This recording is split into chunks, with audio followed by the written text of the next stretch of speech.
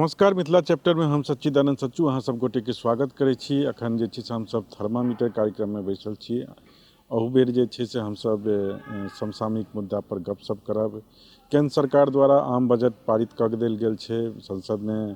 परसुए खन जे छै से निर्मला सीतारमण वित्त मंत्री जे छथि ओ बजट लऽ के अयलथि। कर में जे छै से छूट देल गेल छै। 7 लाख तक आय वाला व्यक्ति के जे छै से कोनो टैक्स नहीं देबऽ पड़तै। एहि सब संगे बहुत रास बात बजट में सोझा एलैया। संगे हिडनबर्ग के रिपोर्ट एलैया, तकर बाद जे छै से अडानी ग्रुपक शेयर जे में लगातार जे छै से गिरावट आबि रहल छै। एहि सब मुद्दा पर हमसब एहि बेर गपशप करब। हमरा सब संगे अहू बेर गपशप करबाक लेल जे छै से हमर सबक कार्यकारी संपादक सतीश वर्मा जी छथि। वर्मा जी, अहाँके कार्यक्रम में बहुत बहुत स्वागत अछि। धन्यवाद। ई जे बजट एलैया, खास करके आम बजट जे एलैया परसू खन, एहि बजट में की बुझाइया, माने आम लोकक लेल की केना छै, आ संगे जे छै से बिहारक जनता के लेल ऐसे की भेटतै, मिथिला के, बिहार के? बजट मोटा मोटी चुनावी बजट अछि, किया तऽ ई बजट ई सरकार के अंतिम बजट छै, पूर्ण बजट। टेक्निकली जे देखबै तऽ सरकार के अंतिम बजट छै। 2024 में अनुपूरक बजट होते या 2024 में चुनाव के घोषणा हेतै। तो 2024 में सरकार आम जनता लेल कुछ लुभावना जे होइ छै, जे लुभावे लेल जे चीज होइ छै से नहीं दे सकैत छै। ताहि दुआरे सब चीज एही बजट में समाहित कऽ देल गेल अछि। सबसे पैघ ई बजट के जे एकटा सेलिंग पॉइंट छै, यूएसपी जकरा कहै छियै, जैसे ज़्यादा से ज़्यादा हम वोट बटोर सकिए, वो छै मिडिल क्लास लेल, मध्यम वर्ग लेल। ओना मध्यम वर्ग हमरा देश में बहुत कम अछि। मुश्किल से मतलब 5-7% आबादी नहीं जे मध्यम वर्ग, बाकी के आबादी तो गरीबे और की कहै छै निम्न मध्य वर्गीय अछि। तो लेकिन सरकार देश पूरा वही पर चले छै।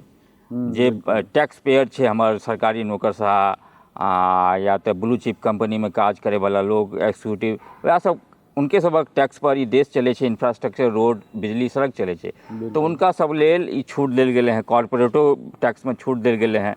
7 लाख धरि के जे इनकम टैक्स स्लैब छै, ओहिमे मानल गेले हैं जे 7 लाख धरि अहाँ टैक्स बचा सकै छी। 7 लाख धरि जे अहाँके इनकम अछि तऽ अहाँके टैक्स नहीं देबऽ पड़त। लेकिन मोटा मोटी उस टैक्स स्लैब के स्टडी करबै तऽ अहाँके 3 लाख के बाद से टैक्स 5% लागबाक शुरू भए जाइ छै। लेकिन टैक्स बचावे के बहुत रास टेक्निक छै। बहुत रास इनकम टैक्स कानून छै, CA, SEC, जे तहत अहाँ टैक्स बचा सकै छी।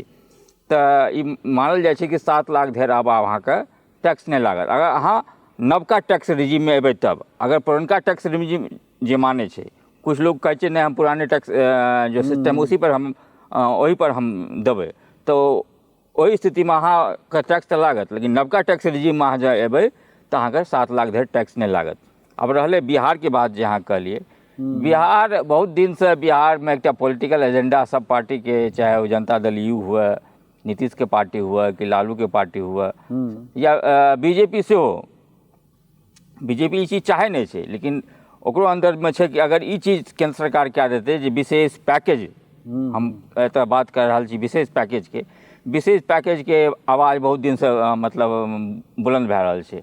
लालुओ कहै छै, नीतीश पर बराबर हमला करते रहे, विशेष पैकेज क्या नहीं भेटले। जब नीतीश बीजेपी के संग रहे तो विशेष पैकेज क्या नहीं भेटले। लेकिन बीजेपी हमें सरकार में रहे तो पिछला 7-8 साल तो भए गेलै। आब ई तेसर टर्म में अगर 2024 में मोदी जीते तो तेसर, लेकिन 2 टर्म में तो विशेष पैकेज नहीं भेटले बिहार के, नहीं भेटले, बिल्कुल नहीं। इहो बेरा तो लगभग 2 साल नीतीश के संग बीजेपी की सरकार रहले बिहार में, अखन ने लालू के संग छै, लेकिन विशेष पैकेज तो नहीं देल गेले। तेजस्वी बजट आवे के बाद तुरंत कहलकै कि विशेष पैकेज क्या हुआ। विशेष पैकेज जो सरकार कहना, केंद्र सरकार कहना छला से नहीं भेले। एखन बीजेपी अगर चाहती है बिहार में अपन वोट बैंक मजबूत करे ले तो विशेष पैकेज बिहार के दे सके छला, लेकिन नहीं। विशेष पैकेज के बात करै छी अहाँके, NDA के गवर्नमेंट जे छै से घोषणा केने रहे जे देश भर में बहुत रास स्मार्ट सिटी बनेबाक बात कयल गेल रहे।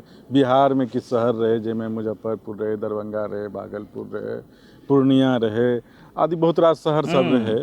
तो स्मार्ट सिटी बनायब तऽ दूर छै, ओहि सब शहर के जहाँ जेबै तऽ और स्थिति जे छै से बदतर भऽ गेल छै, नालीके, सड़कके, ट्रैफिकके।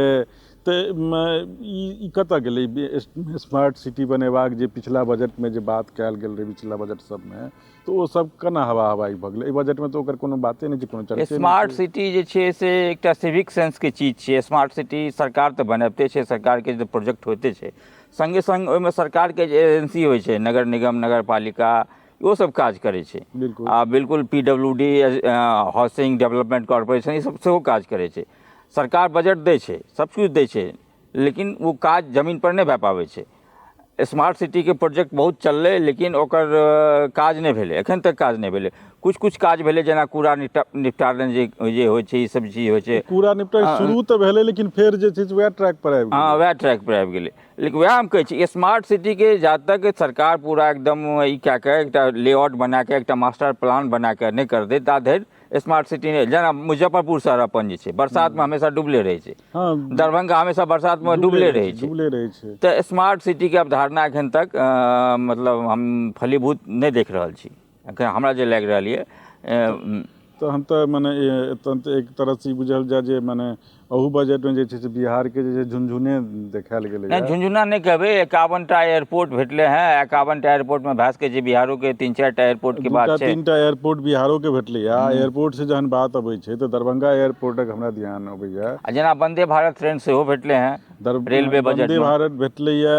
आ एयरपोर्टक बातके हम एखन पर आबि रहल छी। एयरपोर्टके बाद जे दरभंगामे एक दूटा, क्षमा करी, बिहारमे जे 1-2टा एयरपोर्ट भेटियो जाइ छै, पूर्णियामे बहुत दिनसँ मांग भऽ रहल छै, भागलपुरमे एयरपोर्टक मांग भऽ रहल छै, लेकिन ई एयरपोर्ट भेटलासँ की माने अहाँके दरभंगा एयरपोर्ट ऑलरेडी छलै। दरभंगामे ओकरा जे छै बहुत रास जमीन छलैए। ओ एते तक कि जे ओ जे पटनाके जे एयरपोर्ट छै, ओहिसँ पैघ एयरपोर्ट ओतऽ छलैए।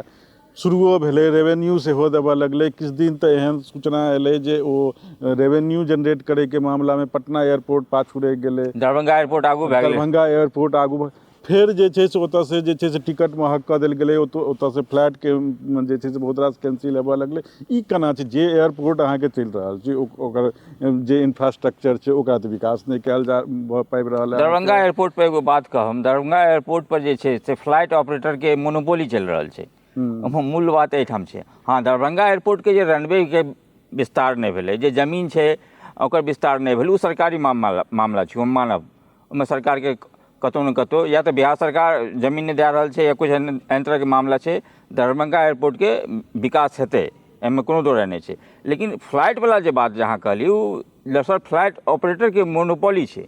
स्पाइस जे कंपनी छै, ठीक छै, मोनोपोली छै, तऽ ई मोनोपोली के रोकतै? सरकारके काज छै ने बिल्कुल रोकनाइ। बिल्कुल सरकार के। एहिमे तऽ हम देखै छियै दुनू सरकारके रवैया बड़ा उदासीन छै, चाहे ओ बिहार सरकार रहै या कि भारत सरकार रहै, दुनू सरकारके रवैया उदासीन छै।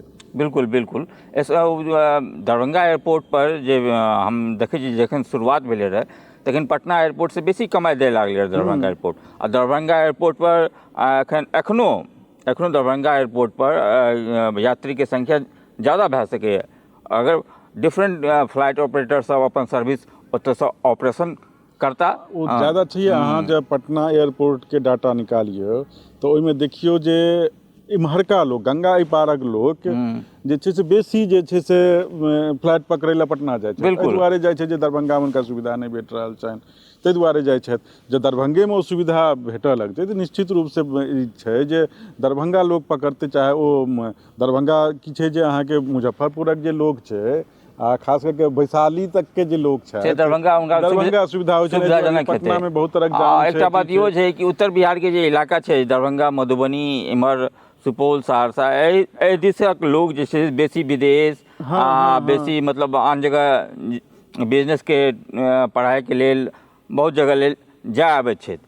अपेक्षाकृत पटनामे बिजनेस ट्रिप छै, बिजनेस ट्रिपके लेल लोक विभिन्न जगह जाइ छथिन, लेकिन तथापि दरभंगा दिस बेसी फ्लाइट होबाक चाही, ताकि बेसीसँ बेसी जे एकटा हमर जे दरभंगा फ्लाइट हेबाक चाही। आ दोसर जे छै से सामरिको दृष्टिकोणसँ अहाँ देखबै तऽ दरभंगा एकटा महत्वपूर्ण जगह छै। खैर मने मिलाजुला के जे देखियौ तऽ अहू बजटमे जे छै से झुनझुने थमायल गेल। दोसर बात छै जे मनरेगावला एकटा मामला छै, जे मनरेगा पर में अहू बजट में कोनो बात नहीं कल गेलै। अगर मनरेगा के अहाँ देखियौ तऽ मनमोहन सिंह के सरकार में मनरेगा पर बहुत रास ध्यान बात कल गेलै, बहुत रास घोटाला घपला के बात सेहो भेलै, लेकिन तकर बादो जे छै से मनरेगा से एकटा पैघ आबादी डायरेक्ट जुड़ल छलैया आ ओहि आबादी से ग्रामीण अर्थव्यवस्था जे छै से सुचारू रूप से अथी होइ छलैया।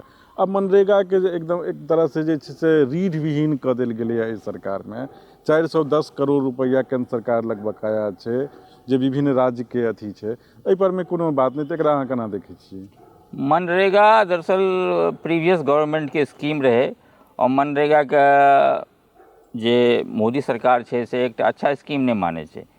ओकर कारण ई छै जे मनरेगा जॉब तो जनरेट करे छै, लेकिन जॉब जनरेशन के जे एकटा होइ छै मतलब कि लाइवलीहुड लेल जते पैसा लोग के चाही अपन जीवन यापन करे लेल, तऽ आब सरकार के एकटा नया पॉलिसी छै। सरकार आब जते पैसा चाही तऽ अहाँ पैसा बढ़ा दियौ ने, मजदूर के ओहि अथी के पैसा बढ़ा दियौ। एग्री आप सरकार जे छै से विभिन्न सेक्टर में स्टार्टअप IT इनेबल जॉब ज़्यादा से ज़्यादा जनरेट हुआ, ताहि लेल स्टार्टअप इंडस्ट्री के ज़्यादा प्रमोट करे लेल पैसा दै छै। एखनो कृषि क्षेत्र में भले कनी एलोकेशन कम कऽ देल गेल है, लेकिन एग्री स्टार्टअप लेल बेसी से बेसी पैसा सरकार दलके है बजट में। ई एकटा बढ़िया कदम छै सरकार के, एकर चर्च होबाक चाही।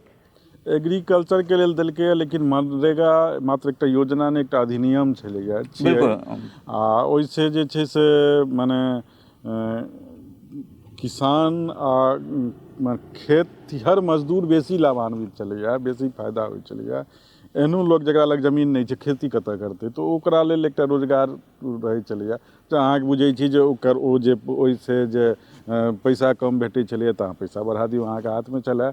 आब हमसब अबै छी जे हिडनबर्ग के रिपोर्ट एलैया, आ तकर बाद जे छै से अडानी के शेयर में जे छै से लगातार गिरावट आबि रहल छै। एहिसे की बुझाइया भारतीय अर्थव्यवस्था पर की केना प्रभाव पड़तै अहाँके? भारतीय अर्थव्यवस्था पर निश्चित असर पड़तै, क्योंकि अहाँ जानियो जे अडानी के जते स्टॉक्स छै ओ स्टॉक्स पर LIC और SBI के पैसा लागल छै। अखन एकटा रिपोर्ट पढ़लिए जे एकटा खुलासा भेलै है, SBI के 21,000 करोड़ 21,000 करोड़ रुपया जे छै टाका जे छै से अडानी के डिफरेंट कंपनी में एज ए डेप्ट एज ए लोन देल गेल छै। तो उ तऽ असर पड़बे करते। आब अगर अडानी के स्टॉक डूबै छै, लगातार गिरावट आबि रहल छै, तऽ उ स्वाभाविक छै जे कंपनी जे निवेशक छै, इन्वेस्टर छै, उ कंपनी से अपन पाई ले ले चाहते, तो वो फिर उगाही कतऽ से करते अडानी? वो तो ऑलरेडी डेप्ट में डूबल छै। तऽ बैंकिंग इंडस्ट्री पर एकर प्रतिकूल असर पड़ते।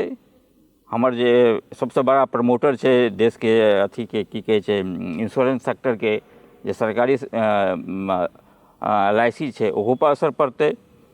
हिंडनबर्ग के रिपोर्ट के सबसे बड़ा असर इंडियन इकोनॉमी पे ई पड़ते कि स्टॉक मार्केट आब लगभग मतलब स्टेगनेशन मोड में आबि गेलै, कहियो क्रैश भए सकैए। और क्रैश होइसँ एकटा जे 2008 में जे अमेरिका में भेले रहे लेमन बैंकिंग बिजनेस मंदी जे आयल रहे, वह मंदी के असर फिर भारत पर, एखन तऽ पूरा दुनिया मंदी के असर में छै, भारतो पर मंदी आबि सकैए।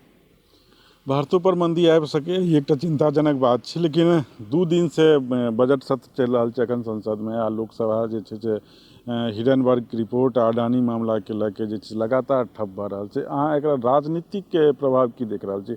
ई जे अडानी के जे लगातार जे शेयर घटि रहल छै, आ खास करके अडानी के जहन बात करै छी तऽ लोग के ध्यान में अबै छै, एकटा आम लोकक ध्यान में सेहो अबै छै जे अडानी जे छै से प्रधानमंत्री के बहुत खासम खास लोग छथिन, तऽ एकर राजनीति पर की असर पड़तै? तऽ किया ने मोदी जी अडानी के एखन बचा रहल छथिन?